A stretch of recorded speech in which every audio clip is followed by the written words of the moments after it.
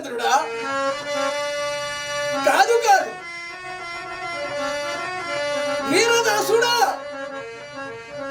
నేటి రాత్రి ఎంత వల్లకాట ఎందు కావలయుండి ఉదయం మన ఇంటికి వచ్చుతున్నప్పుడు ఈ కుండ నిండా బ్రతకలు నింపుకొని రమ్ము అని ఈ శ్రాభాండము నాకెక్కించినాడు.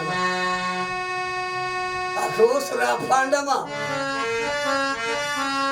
అఖో శ్రాభాండమా, నీవు పూజ్యురాలవు కావునని విశ్వామిత్రుని సహాయ సంపత్తికి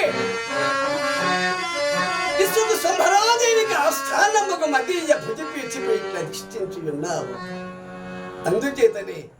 అందుచేతనే నీవు కడుపోతురావు. ఇంకా త్వరపడి శ్మశాన వాటికి పోయేదని. ఓ